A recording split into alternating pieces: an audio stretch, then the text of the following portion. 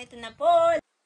Hello guys! Ngayon naman, magluluto tayo ng sapin-sapin 3 layers. Ang mga ingredients natin ay meron tayong condensed milk, 1 can, at meron tayong white sugar, 1 1/4 ang aking gagamitin. Meron tayong panglatik, ang unang gata, at ito po ang ating sapal. Mas maganda pong original na sapal ang gagamitin natin. Pero kung gusto niyo naman, pwede kayong gumamit ng desiccated coconut. Pero ito ang gagamitin ko para lalong masarap. And then, meron tayong vanilla flavor para sa first layer. At ito naman po ang second layer. Meron tayong buko pandan and green color para makulay na makulay siya. Gusto ko kasi guys makulay. And then, meron tayo ng ubi flavor. Meron din tayong food coloring na violet. Siyempre, gusto kong makulay. Kaya lalagyan natin ng food coloring. And then, meron tayong 1 liter na coconut. Ito po yung unang gata.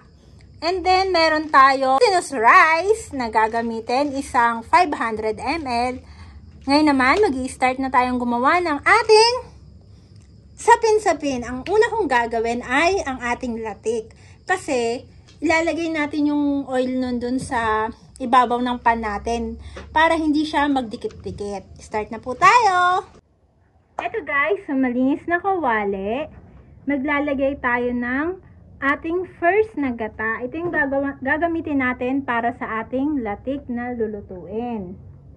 Ayan, lalagay po natin dito.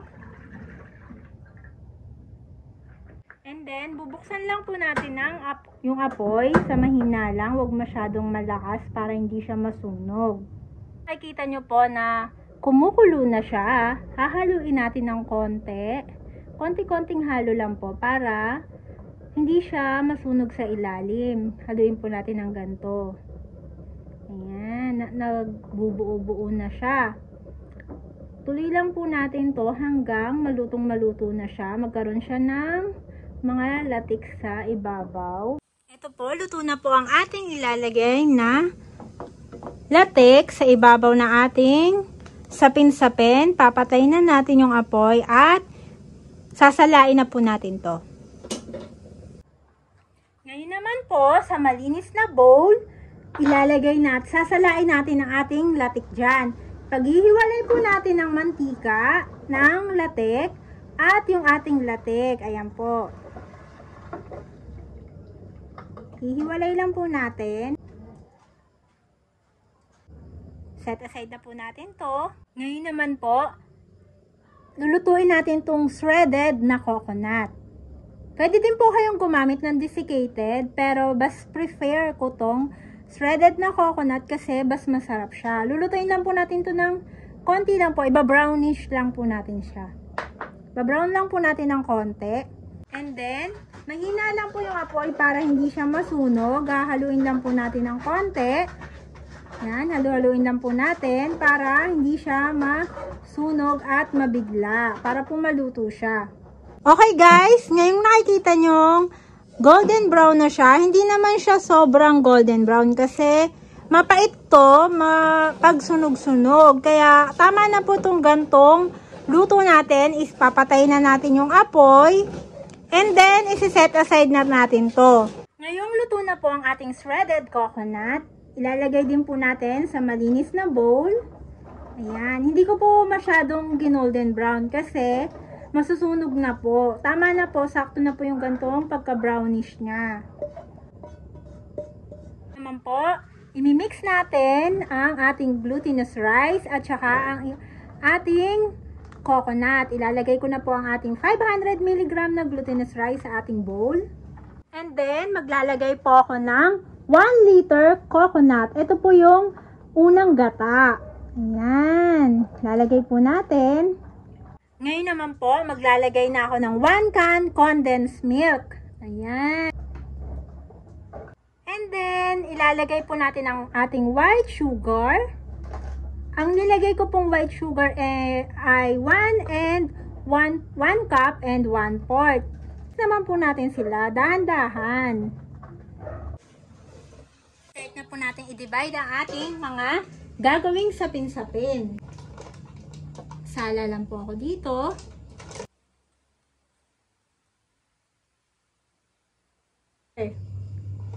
Dinivide na po natin ng tatlo. Ngayon naman, lalagyan na natin siya ng flavor. Gagamit po ako ng 3 kutsara para hindi magsama-sama yung mga lasa. Kailangan tag-iisa silang kutsara. Unang flavor po lalagyan natin ay ating vanilla. Kulay puti lang po, lalagyan lang natin to ng vanilla para masarap siya. 1 tablespoon. Pero kung gusto nyong dagdagan pa, pwede nyo dagdagan. Ako gusto kong dagdagan pa, kaya gagawin kong 2 tablespoon. Yan. Mimix lang po natin ng ganito. Ayan. Kita nyo po. Lalagyan natin ng flavor. Ayan. 1 tablespoon din po. Yan, nakita nyo po. And then, ang ating last flavor, buko pandan. Lalagyan ko muna po ng buko pandan flavor. And hahaluin po natin. Set aside na po natin to. Ito po ang ating lalagyan ng ating sapin-sapin ng ating molde. Para hindi siya kumapit, ang gagawin ko po ay papahirang ko siya ng oil. Kailangan maraming oil, guys, na ipahid natin. Ito pong oil na to, ito yung salatik natin. Papahid natin dito. Ito yung naging oil sa ating latik. Kaya po natin papahiran nito para hindi magdikit-dikit. Para hindi siya mahirap tanggalin. Kasi kapag di natin to pinahiran, mahirap tanggalin, guys. Then, lalagyan ko po nitong dahon ng saging para swak na swak, madali siyang tanggalin. Ato pong dahon ng saging ay sinukat ko na. Hindi masyadong sukat na sukat, pero sakto lang po siya. Yan. Tapos, pagkalagay po natin ng dahon ng saging, papahiran din po natin to ng oil.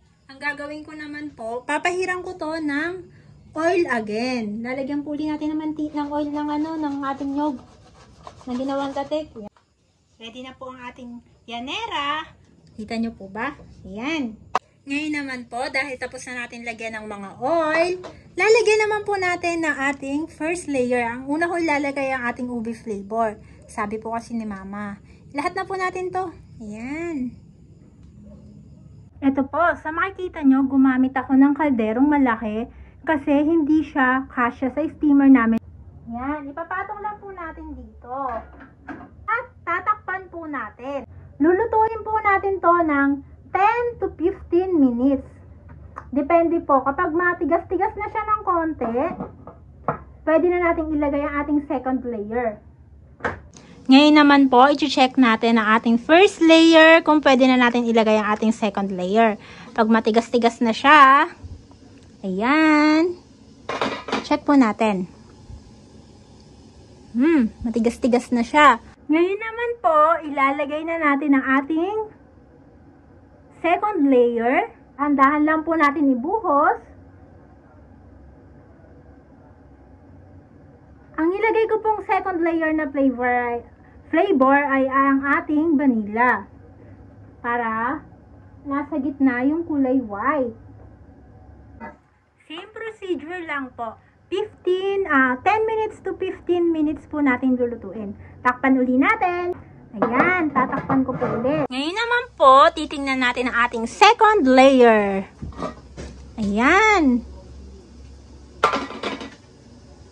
Nakikita niyo po? Ang bango niya. Amoy vanilla. Ngayon, ito toothpick natin. Kung luto na siya. Ay, luto na siya. Lagyan na natin ang ating third layer. Buhos lang po natin dahan-dahan. Sasairin lang po natin. Lulutuin din po natin ito ng 10 to 15 minutes. Takpan na po natin. Ngayon naman po, i-check natin ang ating ginawang sapin-sapin kung luto na sila. Check po natin. Oops! Mausok. Toothpick check. Wala na pong dumikit. Ito yung kanina. Ayan. Ayan po, natanggal ko na siya sa ating kaldero. Ngayon naman, ikot-ikot natin ganito. Lutong-luto siya. Kita nyo po, oh. Napakakinis niya. Ano lang natin dito yung mga gilid para madali siyang matanggal. Ngayon naman po, ay itataob na natin siya sa plato. Ito po yung plato. Nag-ano na rin ako, naghulma ako dito ng dahon ng saging. Ngayon po, itataob na natin. Ay. Yeah. Ayan! Luto po siya. Tanggalin po natin ang ating dahon. Ay!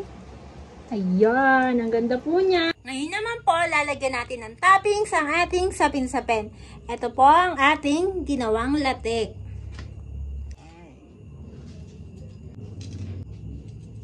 Ngayon naman po, maglalagay tayo ng shredded coconut na niluto po natin ng konti. Naging golden brown.